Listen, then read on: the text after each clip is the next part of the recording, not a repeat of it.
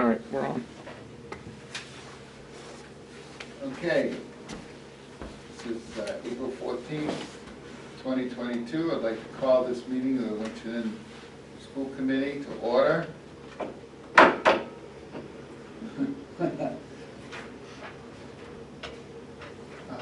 Seeing how we do have a flag. We'll start with the Pledge of Allegiance.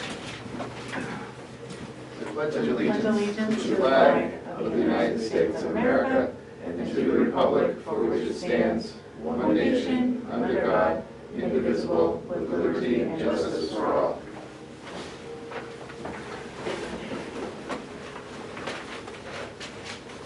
So is anyone else recording tonight that we should know about? No, hearing none, then we'll move on. Public comment. All right, hearing none, we'll move right down to Maria, student representative update. Mr. Chair, good evening. It's nice Good to see evening. all of you. It's been a while. To start, the Tournament of Plays was held last weekend. The seniors won Best Play, and we will perform for the high school tomorrow during the last period of the day. You can check out Blue Devil Weekly tomorrow for highlights and all of the winners. Friday, April 15th, we will celebrate the Red Sox opening day by wearing Red Sox gear. Staff will have a ballpark lunch sponsored by the Student Council. The Travel Club departs for the Mediterranean coast on Saturday, April 16th, and returns Sunday, April 24th, and there are 18 travelers. Whoa, wait a second, where are you guys going? The Mediterranean coast. Italy, France, Spain. Wow. This has been postponed Nice. from 2020 now Yeah. 3 times. Yeah. So Yep. Oh, that's exciting. fingers That's So crossed. great. excited. Yeah. Are you Maria's going? going. Yes. Yes, good. I'm finding new things every day about it. I didn't know we were supposed to meet at school at 12 on Saturday. Now I know, so can't wait for Well, that. that's good. Yeah. You didn't go 12 on Sunday. I thought it was at 7 a.m., so glad I know that now. Anyways, Would have been a long wait. it's okay, everyone knows. The junior class is sponsoring a talent show on Friday, April 29th at 7 p.m. Tickets will be $3 at the door. Spring sports are underway. The varsity baseball and softball teams play tomorrow at Air. The middle school teams play at Athol. And over vacation, varsity baseball plays on Monday at David Prouty High School, Wednesday at home versus Maynard High School, and Friday at home versus Burncoat High School. Varsity softball plays Monday at home versus Gardner, Tuesday at Athol High School, and Wednesday at home versus Maynard High School. And finally, Murdoch High School has been awarded the 2020-22 National Gold Council of Excellence by the National Student Council for our exemplary record of leadership, service, and activities that serve to improve the school and community. Wow, congratulations. Congratulations. Fantastic. Yeah, that's incredible. What is, I'm sorry, go ahead. I was just gonna say, you've, the student council has won some gold. This is our 8th Our 8th year. consecutive year. Yeah, that's outstanding. Thank You should be very proud of that. I'm just blown away by the work that you guys do with student council. It's great. Go ahead. What is it that qualifies you to? There Get this are award. 50 indicators, and to get a gold council, you have to meet at least 42 of them. And there are some that are mandatory, and then there are some that are optional. And when you meet some of the optional ones, that puts you up there. And you also have to submit a minimum of 4 projects to the National Student Database of service projects, community projects, school spirit. There are different categories. So in order to be considered for gold level, you have to submit at least 4. So 8 years in a row, that's fantastic. Yeah, Yeah, very and exciting. it is, especially for such a small school, to be able to consistently provide excellence Agreed. in those 42 areas out of 50.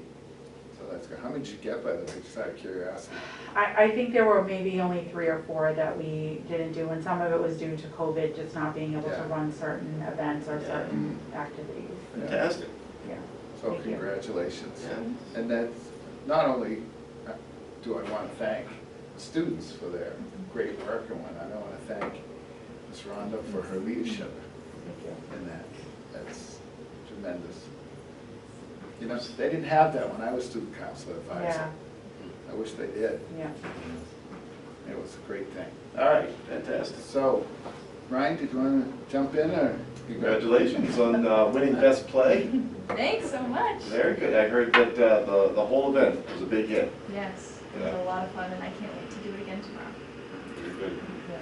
And, go ahead. Go ahead. No, I was going to say, I wanted to ask Maria before she left, and Ms. Rondo, you can Right. chime in here as well if you want. Sure.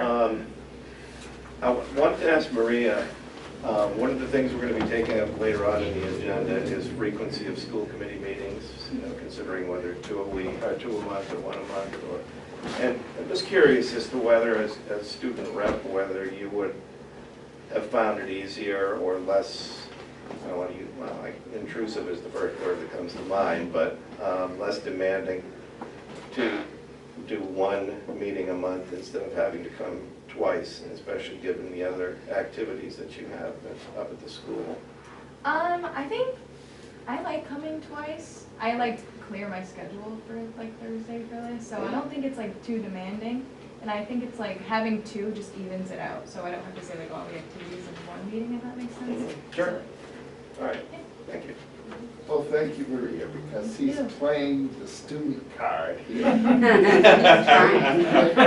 He's in trying. preparation for the discussion later on in the meeting. Students are why we're here. Shamelessly using the student card, trying to win his point over. That's right. Yeah. I will also state that when a student decides to run for vice president of student council and then their respective classes, one of their duties is to be the student liaison to a town committee or such, so they are aware of the duty before they take the office, that this is a requirement of the office. All right, thank you. All right. Yeah.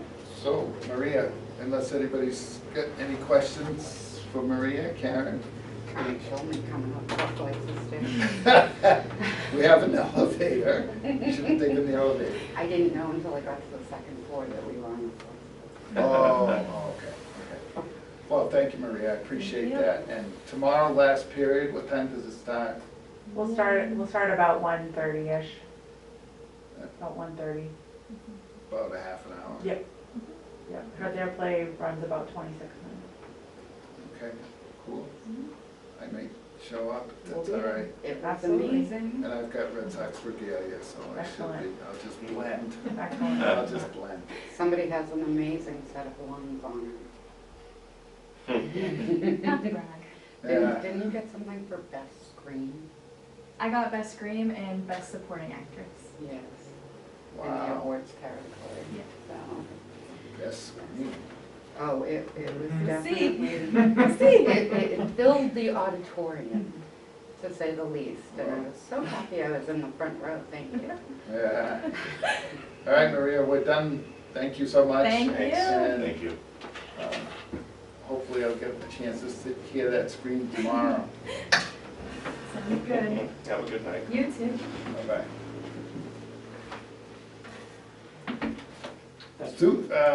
Next on our agenda is the superintendent's report, Murdoch High School principal update.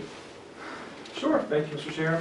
Just a quick update on happenings at the high school. As you may be aware, Mrs. Weeks, our principal, has not been in the building recently, and as of Monday, April 11th, she has resigned her position as principal of Murdoch High School for personal reasons. Of course, we do wish her well in her future endeavors. Due to the late time of the school year, we've decided to support Murdoch High School from central office. Well, I will work at Murdoch High School and support the school on Tuesdays and Thursdays every week. And student support director Nicole Haru will do the same thing on Mondays, Wednesdays, and Fridays. We have posted the position. It is currently posted. Messaging has gone out to families. We're assembling a search/interview committee as soon as possible.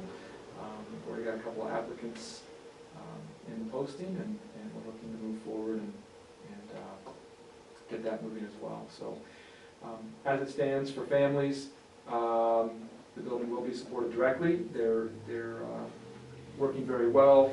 We've scheduled, we've put together a sort of a calendar, if you will, of all of the events that need to take place and be organized and proceed properly between now and the end of the year, especially in light of the fact that this is our first year to get to do so many of these things without the COVID.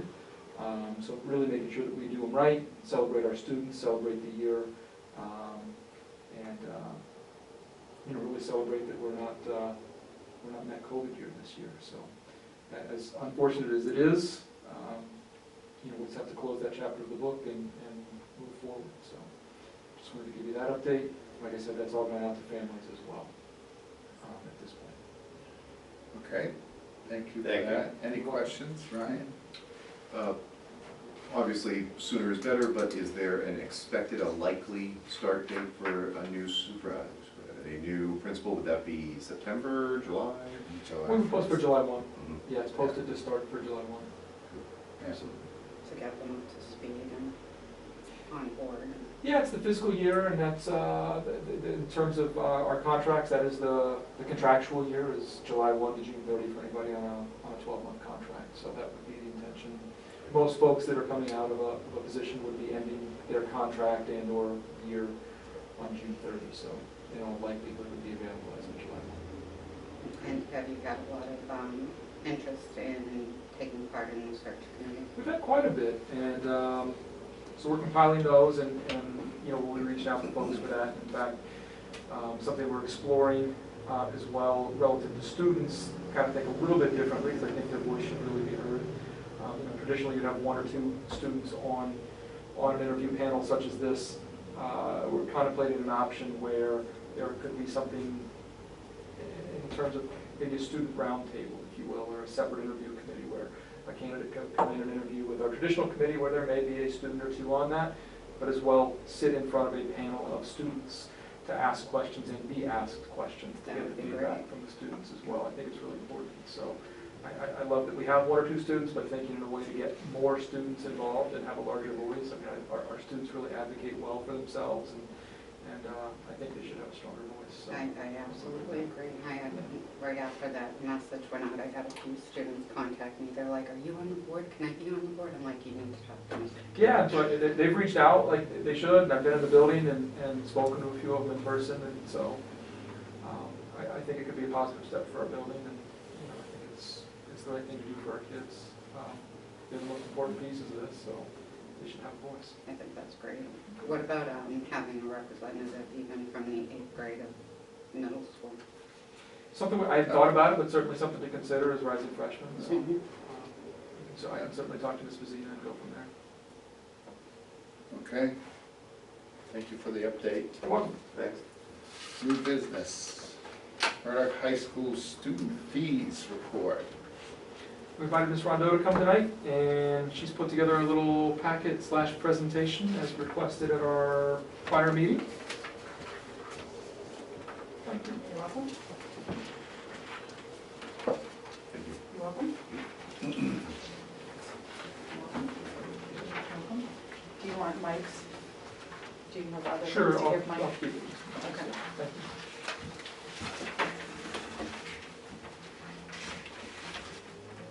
Good evening, Mr. Chair. Stephanie Rondo. I am teacher and activities advisor at Murdoch High School. And so tonight I have put together just some information about the various clubs and activities that run in the school. And barring having a projector in here, so we printed this out for you. So I just want to sort of make plain that there are no Thank you. Appreciate it. So no student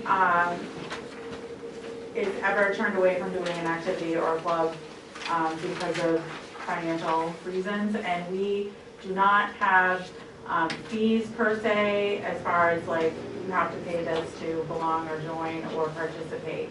So, but I did sort of want to lay out some of the expenses that our students have for various activities or in conjunction with various activities. So the first item in your packet is student council. Yep, our gold council of excellence, if you will. So our expenses for student council are, each year we spend about $25 per student on regalia for graduation, so that includes stoles for the officers, pins for all of the members, and those items are ordered from the national office. The only other expenses that for student council, like that are student dependent, if you will, are the conferences. We have 2 regional conferences per year, and they are about $35. It depends on if there's food included or not in it, and then plus the transportation. And so obviously, the more students that attend a conference, then I have to get a bus, and obviously that is more expensive than if we could take one of the school vans. And I have to say that when Ms. Landers and subsequently Mr. King have been there, they have been very generous in helping us out with transportation costs for the last several years. Prior to Ms. Landers, we paid for the student transportation out of our own student activities account, and that could be $400 or $500 a trip, so that has been very helpful. Mr. Chair. As you're just, I know you're gonna go through all of Yeah, these, just to yes. set me up. Mhm. Are all of these fees paid for by students? Yes, So when I see $35 plus transportation, that's $35 per student yes. for transportation? Yes. Got it. So our state conference, which is held at the Hyannis Resort and Conference Center in a normal non-COVID year, that is a 3-day overnight, and the cost for that ranges from $350 to $400 per student. That is a 3-day conference. It's 2 nights lodging, all their meals, all of the programming, 2 t-shirts, plus any of the other activities, like we participate in the polar plunge, so it's transportation back and forth to the beach for that. It's water park admission for the hotel that we're in. And then additionally, transportation. So as you can imagine, taking a bus back and forth to the Cape can run us upwards of $2,000. And so again, since Ms. Landers has been on board and subsequently Mr. King, we have not had to pay for transportation. We have either, they have either helped us with the bus cost, or we did borrow vehicles, the vans from the senior center the last time we went to the Cape. So we didn't have to pay for charter. And then the difference in the room rates depends on if we have quads or doubles in the room. Obviously, the more kids we have in the room, the less it is per kid. And then the national conference is destination dependent, and that can be around $1,200. At the most, I have gone with 1 student in addition to myself, and that is the cost per person. So, like for example, when we went to, just pass that around, thank you. When we went to New Hampshire, we took a bus, so the cost for that one was like $950 versus when we have to fly, the cost can be about $1,200 for that.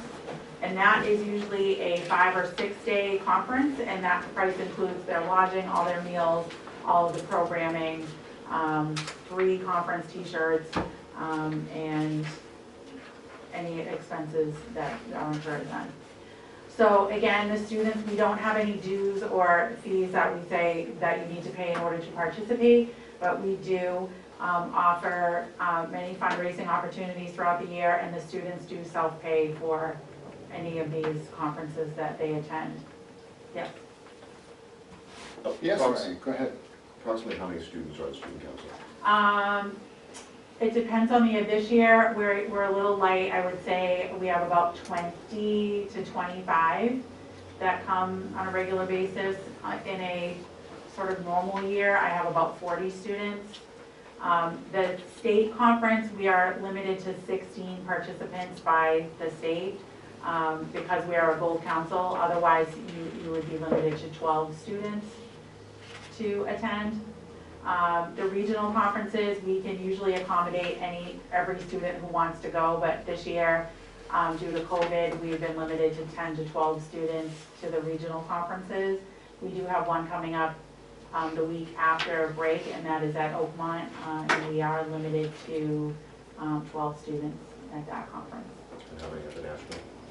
Nationals, we have not put a limit, but at the most I've ever taken is one student. It is a big expense. And the council, I try to chip in, you know, what we can, whether it's $200, $400, but the student often pays the balance, him or herself, you know, or we do fundraising for it. The other thing I did forget here is the state normally runs a summer leadership camp. That is a 5-day experience. Currently at Worcester State University, we haven't done it in 3 years. And that is $400 for the week. And same thing, like we try to contribute at least half from the activities fund and the student pays the other half. And sometimes we're able to pay the whole thing if a student wants to go.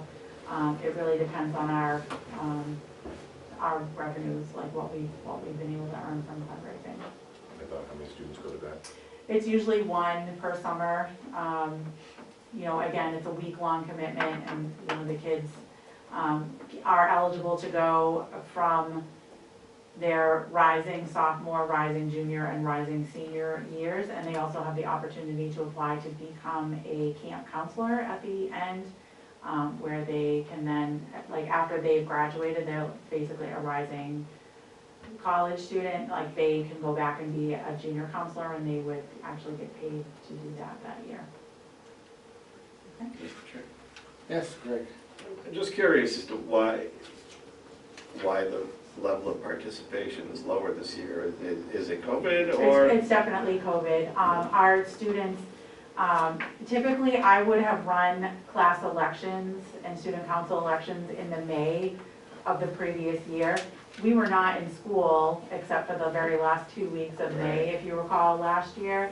So I was not able to really capture those rising freshmen and the rising sophomores. Same thing, like a lot of them were not in the building. So I all around, like sports, activities, we see a decline in participation in all of the things at the building right now. And I can tell you that is across the state and across the country. Like I meet with the other state advisors and other national advisors, and everyone is sort of reporting the same thing, right? It's difficult to get the kids sort of back in the practice of the things that we're doing. Yeah, I'd be kind of curious to see what kind of interest you get this year. Yeah, I mean, we're, you know, this is the first year we've been able to sort of do some of these activities, like have a homecoming dance, doing spirit weeks, things like that. And so, you know, we are seeing the participation in the building, but we just had a spirit week last week. So it's nice to see the kids, you know, sort of coming out and participating in those things. And again, you know, my hope is that once they see the things that we're doing and can do, that they will, you know, step up and step in. Okay, thank you. You're welcome. So our next organization is the National Honor Society. Our expenses, again, regalia runs about $25 per student. The students wear cords, honor cords at graduation, plus an extra tassel, plus they have seals on their diplomas that indicate they're a National Honor student. And then when they are inducted, they receive a t-shirt that identifies them as National Honor Society that we then wear at all of the group activities, like when we're doing something in the community or at the school. The state conference, which this year we did virtually, but in the last several years when we went in person, that was about a $40 expense. And prior to my coming on, the dues were always $20 annually. So if the student was inducted their sophomore year, they would pay that $20 each year. Since I have come on as advisor, like I have done more fundraising with them than the previous advisors, so tried to defray that cost, and we have not charged the students the dues for the last 2 years. Last 2 years. Actually 3 years. I don't think I do not charge them at the end of 2020 either. And the school was able to help us by purchasing the regalia for graduation. And we did not have an in-person conference. We did a virtual conference this year, so there was no cost to the students for that this year. Mr. Chair. Yes. Other than the COVID interruptions, average number of students in NHS, Um, and how many go to the conference? So we first started going to the conference when I took over as advisor. I took my officers, so it was 4 students that went to the conference in 2020 because they actually presented a workshop. Students in National Honor Society, right now there are 15 total. It's sophomores, juniors, and seniors. So we have anywhere between 15 and 25 depending on the student eligibility and their election to participate. Like, students are invited to apply if they meet the academic requirement, and then they need to go through the application process. So I typically, we have 30 to 40 students who are academically eligible, but less than 20 a year usually apply. And then of those applications, I'd say 95% of them are approved. There might be 1 or 2 that does not meet the service requirements or leadership requirements, and then those students are advised of the areas where they need work and encouraged to apply again the next year. And of the 15 or so students on average, and only the seniors presumably are buying regalia. Yes. Great. So it just appears to me, just Ron, as we look through, I look through the rest of them, I jumped in a little bit. Sure. We were talking, when we talked about athletic fees, we were talking about fees Yep. that were charged. Mhm. I'm looking at these and not seeing, I mean, you've got dues, Yep. Yes. but the other things are the cost of doing business, Yes. right? They're not That is fees. correct. There are no fees, really. Okay, so there are no fees. So when we discussed it last time, at least I'll speak for myself, I thought there were fees involved, and we were gonna consider not having fees for activities.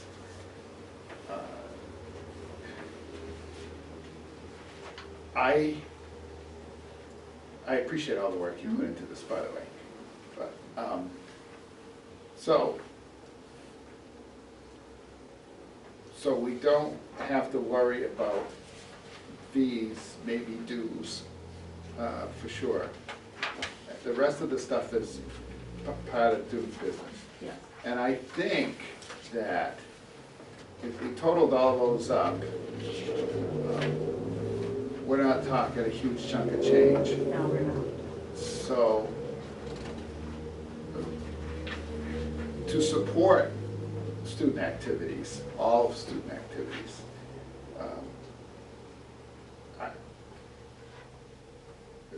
there's gotta be a different approach than fees, because you don't have fees. Right. So it should be in the operating budget, I would think, right? To buy the kids regalia and apparel and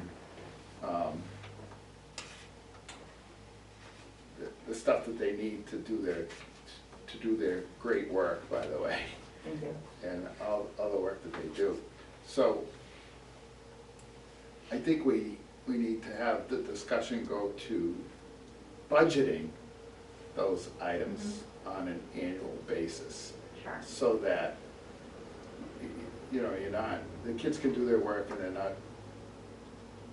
spending most of their time fundraising, or paying for their own trips and things Sure. like that. So I would look at it, like, when we talked about the athletics, the athletics, transportation, and all the uniforms and the things that they need to be successful are in the operating budget. So that's what I would think that we would want to move toward with the other activities and clubs, and do more of a funding those programs similar not exactly the same, but similar to the way that we Sure. fund our athletics, since we don't have fees. Right. Because the discussion was about fees. So if we're not having fees, then I think our discussion should be about how do we have a separate line item in the budget? Do we have an activities, student activities line? We do, that's student activities leaders, so that's the stipends It's the for stipend. Oh, that's all the just for the folks stipends. who Yes. run these. But Okay, um, so how do we get something in the budget that will help fund these activities, especially the dues and things like that? I see Mr. Barber has a. Oh, I'm sorry, Mike, I didn't see your hand up. No, thank you. I would create through Munis a student activities line item where we could fund it through the, as an add-on to the operating budget, Yeah, or use it as a line item through Murdoch Trust. I would suggest that this year, with, you're looking at really under $10,000 for all of this, and that includes the musical. Give or take. The musical alone was about 10,000. I I want to know be that. clear about the musical, that's not our budget. That's a separate parent organization that runs that. So I Yeah. just, And it's may a I- clear differentiation of what that is versus what the rest of these are. Absolutely, but I think it's a very important note. Mr. Chair, may I? well, I just Mike, want- I think I'll Mike let still has Mike the finish. floor. But then I wanted to- What I'm trying to go is, we can, in the total operating budget, you can create through Munis a line item for student activities, and we can backfill it through Murdoch Trust. And that way you'll have that line item there, or you can do it through the regular operating budget. However, these are what I would call enrichment programs. Yeah, And I think the move has been to use Murdoch Trust to pay for these this is exactly what I think we're going towards with the Murdoch Trust.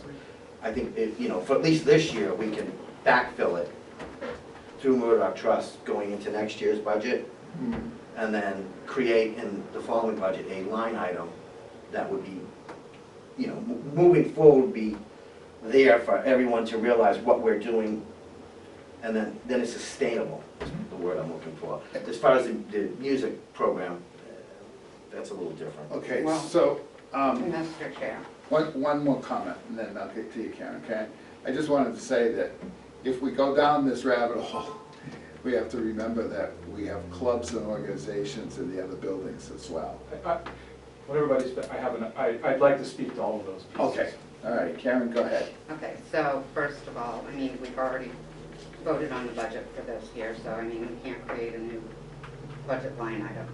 So, as Mike was saying, I think we look at this for how do we put it into the Murdoch Trust, or however we're going, just like we voted last week to fund things through the Murdoch Trust, or however we decide we're going to do that for the sports, we find a way to do that with these fees, regalia, the esports. Even though those aren't, dues, fees, they're kind of the same thing.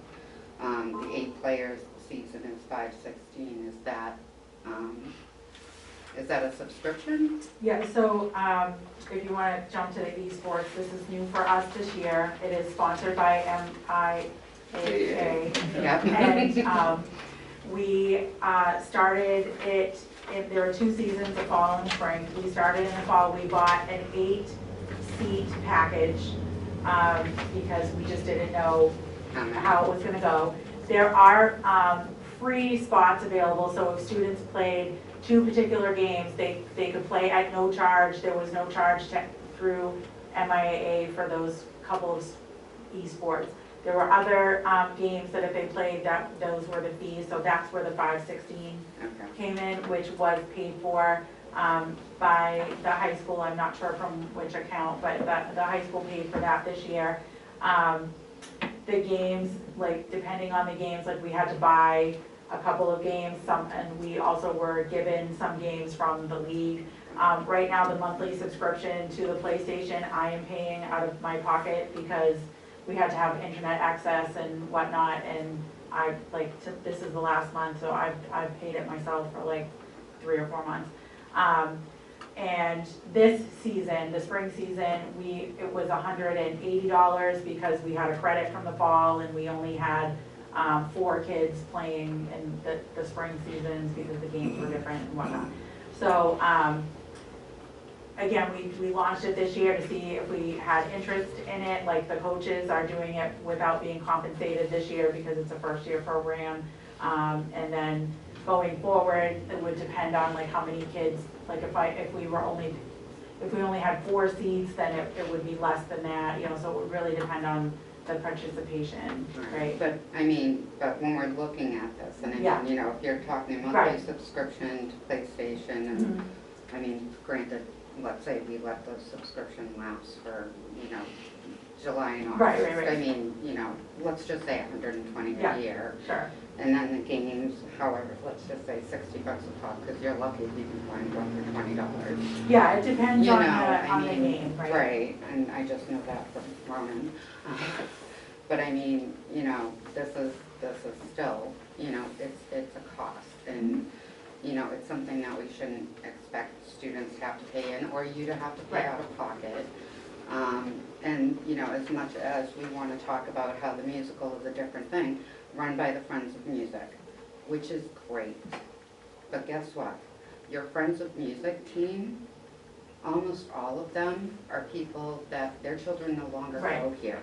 And they are dwindling. Right. And you are not necessarily going to have a Friends of Music to support the music department or the music, you know, theater or anything in the school district. And quite frankly, you know, just from having these conversations, and, you know, I mean, I want to take part in it, but, you know, I have things that I have responsibilities for too with the school committee and with other things.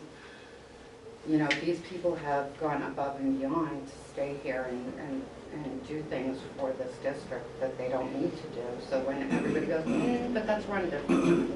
Well, that's nice, but we need to start budgeting. If we want to say that we have a well-rounded school district that honors the arts as much as we honor sports and scholarship, which we should, then we need to start budgeting like we actually have an arts program in this district. And that means that we need to start, you know, Christy, I know, gets a stipend, but I mean, she doesn't get a stipend that's all that much, you know, not for, you know, yeah, it says she, you know, has the props and everything. The props were $12.50. She doesn't have on here that they had to rent a U-Haul out of pocket to go to Weymouth, to pay the gas to go to Weymouth on a Saturday morning or Sunday Yeah, morning. well, I did include that in that line, but I know what you're saying. Right, but you know what I mean, and that's time and effort and, you know, getting our husband to go with her. So I mean, these are all things that it's great to say that the Friends of Music run it, but we need to start thinking of music and drama and theater as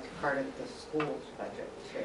So I do get a little worked up, as you can tell, when we treat it as an aside to everything else Okay. that we look at. Can I So, speak to that, or do you want? All right. No, I just added that, wanted to. Yeah, Thad, you want to wait till the Thad end, wanted right? to- I'll do whatever everybody's comfortable with. All right, so I was gonna go to you next, but I Mr. Mondo has, just wanted to comment on the musical. There was a time when that was part of the student activities, but the Friends of Music, which is a parent organization, established themselves and they sort of took this over. It's much like the Sports Booster, they run their own organization, like we don't know what their operating budget is, what their, you know, what they choose to spend their money on. So that's how it sort of became what it is now. Like they sort of created it so that they could have control over the musical. And then they do support other music programs. They help the students, like when we attend the Great East competition and things like that, like they will kick in money towards other items in the building, in the programs. But I did want to point out that this is like a parent organization, very similar to Boosters, and they sort of operate on their own, if But that makes when, sense. when we have the boosters for Yeah. the sports, we didn't get rid of the sports budget. No, and I'm not, And that's what I'm absolutely. saying, we don't have a theater Right. or an arts budget the same way that we do Right. an athletics Right, budget. because the We don't tournament, have an activities budget that, other No. than covering stipends, Right. that we should have. you are correct. So that's what I'm saying. So when we say that the Friends of Music, yes, we can have a parent-led organization, just like if in Boston, parent council, and I know I say that a lot, but in Boston, our parent councils have their own parent council accounts. The schools don't oversee them. They have to be overseen independently by the parent councils. And they raise their money, they have to account for their money, and they have to spend their money on their own. And school has nothing to do with it.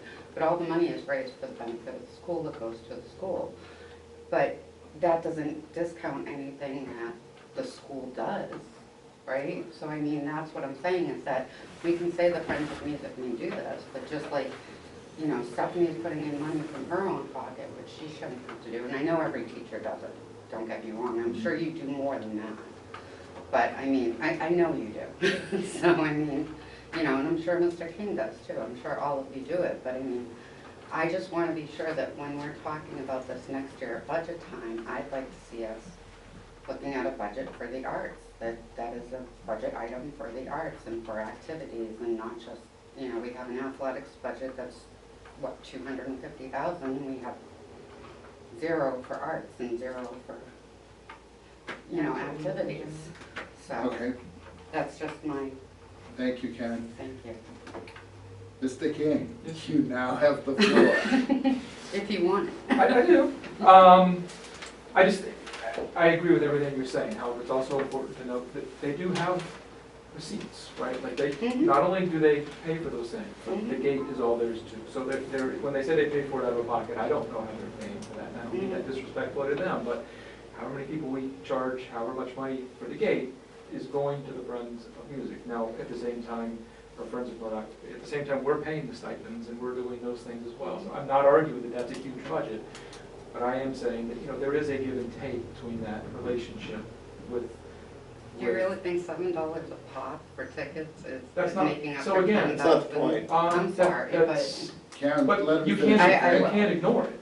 But just- No, just- but- Let, before we I debate, know, At but any before we debate, let's let him Going forward finish. with all of these things, Yep, sure. correct, Murdoch Trust is a great place to, I mean, most communities charge kids for different activities. We live in an impoverished community, and there's nothing wrong with that, but we would like to make access to all of these things, you know, equitable across the board. Mhm. So, Murdoch Trust is a great place for that, and I think it's all about enrichment, and I think it would raise our participation, not just in student council, but in all of these organizations. And as an experience in high school, it's really, really important, as we all know, that you get yourself involved in that high school community through clubs, organizations, sports, music, theater, whatever it happens to be. So if it's a way to increase that participation is for us to sort of remove those pieces. I fully support it, and I think it's a great place for Murdoch Trust to participate. I say with that, and again, we are only talking about the high school, but I think, you know, some people have done some rough calculations on the backs of napkins here. You know, Murdoch Trust has historically been around $175,000, so we can certainly absorb this within Murdoch Trust. But I think that with that, you know, in thinking about the civics programs and the things that we do, I would like to see as a part of that, and I would submit this at some point as a proposal, that we also have built into our school year multiple service days as your sort of entry, if you will, into participating in anything that you want. We'll cover these things, but the trade is, I believe that we should give back to the community as well. They're giving to us, if you will, right? Murdoch Trust, as a community, we should give back to the community, whether that's a Main Street cleanup. Earth Day's great. West Street cleanup. Sure. Is that your address? Is that your- I knew it. But, you know, Earth Day is just one thing. Like, we should be doing that throughout the year, being visible in our own Number community, right? particularly? And making that a part of the community service requirement, if you will, at the high school. But that still is excluding, to a degree, the other schools. So, you know, I think there are lots of components that we should be supporting sort of K to 12. And clearly, the high school has much more going on than most other places, but we could be supporting, I'm just riding off things, but I think this is for principals and teachers and all to contribute to, but authors' nights at certain grade levels. We should be looking at each one of these buildings and saying, okay, let's pick a grade level or two, and what do we support? Do we support the Washington DC field trip? Do we support the nature's classroom for the summer for a particular grade level, right? Like, That's a great I program. believe that what we should be doing with these enrichment activities, whether it's the prom, whether it's senior trip, so on and so forth, this is a great opportunity to have Murdoch Trust support very enriching pieces that give our kids access to things that they might not have access to for various reasons. And if we remove those barriers, more kids participate, more kids succeed, right? So that's how I would envision using Murdoch Trust, and I think we have the funds to do it. And sorry, Greg, go ahead. Maybe I should let you go first, go ahead. Well, I just wanted to say that the idea, I think, I don't see any debate between the two of you. I see you're both on the same page, all three of you are on the same page here. You say it differently, and you may have a vision a little bit different, but you're all saying the same things. An arts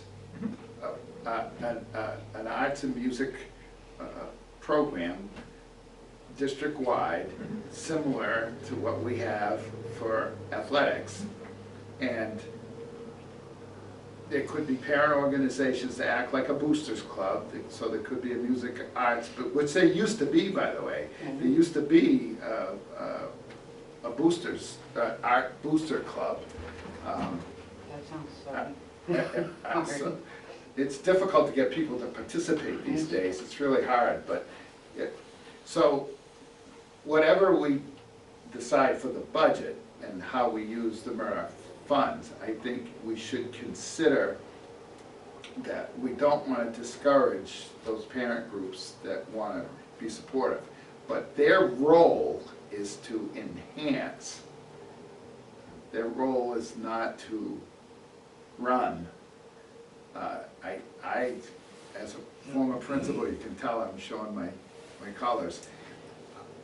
I would want us, because those are our students, to have a certain amount of control of that, and have the boosters clubs be boosters clubs and be supportive of the programs, but not necessarily run them.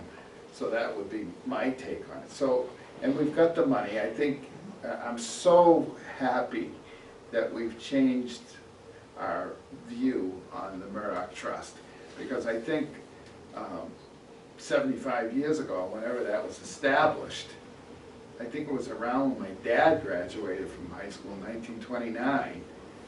Morton E. Converse was around. The Tournament of Plays was around. I was in the Tournament of Plays in 19, never mind, but I was in those. Before they had When it was talkies. born, Yeah, it was just mine. But, so I think we can establish some kind of a line item that will cover those things, and we can fund it through the Murdoch Trust. I think that's the way to go.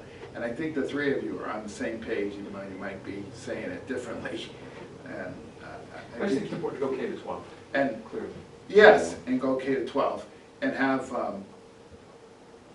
and have it in the budget every year. So that our kids, and as you said, we are an impoverished community, and we're trying to get people to participate, and we never want a kid or a family not to participate because they can't afford it. This is what people live for. And, all right. So, I just want to say, philosophically, I agree with everybody here. And I think it would be great if we had the funds to do all this. I guess my question is, how do you fight what I see as the cultural tide? I mean, one of the reasons that you don't see Little League thriving any longer, when it used to be the big sport. The reason we have end up with co-op sports teams and co-op band and is because the kids aren't participating. Now, I don't know if that's because the parents aren't encouraging them, but I have a feeling that a lot of it is the kids just want to get on that bus, get home, and do this. Or see how many likes they can get on their Twitter or Facebook account. That seems to be a lot of what we're fighting. And I guess I want to know what we can do, not just to offer it, not just to throw money at it, but what do we do to talk to them? How do we talk to the kids? How do we get them involved in it, to give them some sort of idea of the reason that these things are all worthwhile. And again, I'm certainly for all of the programs that we're talking about, but I mean, you can throw all the money at it you want, but if the kids aren't going to participate, Can I just you say throw good that money after Mr. that. Irwin is Mike's next. So, Mike's next. Yes, sir. so I think we're all on the same page as far as what we want to do. It's how do we get from A to B. Now, when we talk about the younger schools, what I've noticed over the years is the PTOs have fallen off to the wayside. And one of the really, from my point of view, main reasons is they have to do all the fundraising.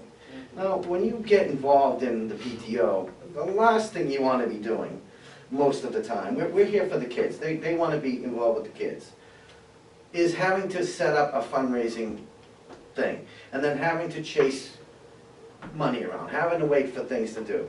If we set up, if we use Murdoch Trust wisely, and use X amount of dollars for each school, you will grab the parents, because now you're not counting on them to raise money. You ask them, what do you think your grade, let's take grade 3. When my kids were in grade 3, they went down to Plymouth.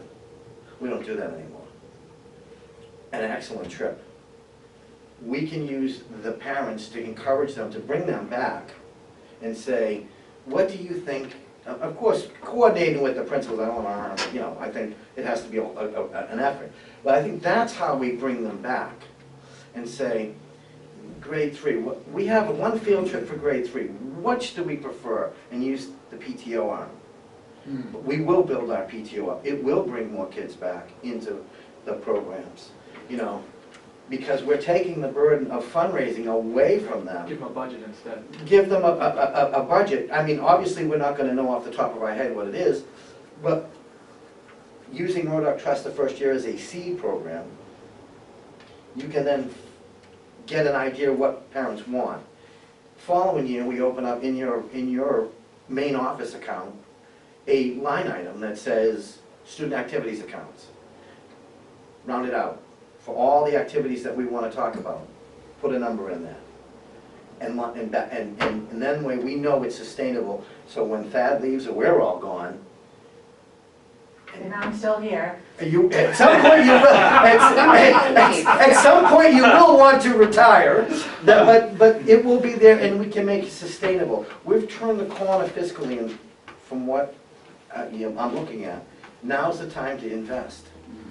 We're going to have a change in Boston. There's going to be more money coming. We can invest that money wisely. If we do it wisely, we'll bring our children back. We'll bring our parents back. The key to this is the parents. You've got to bring the parents in first. The kids all want to do something. It's not a matter of, put something in front of it. Can I go to Plymouth? Oh, absolutely. They all want to go. We used to put the burden on the parents to pay for some of that through fundraising. If we take that all away, not only that, is we will attract other students. Yeah. Instead of them leaving, they'll want to stay. And I think that is where we want to be. And I agree with all of you. I just think we need to figure out how we go from A to B. And Mr. Chair. that's true. Go ahead, Karen. I was just going to say, I know that Ms. Irwin has been doing a great job at the middle school. I know I'm lucky to have a child at the high school level right now that, is working with Ms. Irwin at the middle school level to get the kids excited about music. So she's our music director, teacher, however you wanna. But, you know, so she's building up that band component again. And I think that's it, we're building things up, but I agree with you 100%. I would like to see it, you know, K through 12. I think it goes back to, this is gonna help us market our schools better. I think, you know, part of the problem with Plymouth might be everybody goes, who wants to look at a rock? Just saying. I'm talking Plymouth Plantation. I know, I'm just Right. teasing you. By the way, that's but- where we hold our summer conference for the principals. At Plymouth At Rock. Plymouth. Do you sit on the rock? Right on the rock, I stand on the rock. Because you were there? It's only this big. Yeah. It shrunk. It shrunk, yeah. But I mean, and I think part of, the thing is that we need to start realizing that parents don't come, and this is something that I've dealt with and I used to be chair of several parent councils. One of your problems with PTO, is that you need to have a welcoming culture in the schools, and I'm not saying you don't, I mean, we've had COVID. So that just totally wrecked whatever PTO you had, because you couldn't have people coming into the schools. But we need to start being hybrid with it, because some parents can't come to meetings, especially special needs parents cannot necessarily make meetings. So we need to have hybrid meetings, so if they can't come to a parent council meeting or a parent-teacher meeting, they have to be able to do it hybrid. And so we need to figure out those logistics if we want to build up a true parent-teacher organization again. And, you know, that's going to, and getting the kids excited about stuff is going to bring the parents back.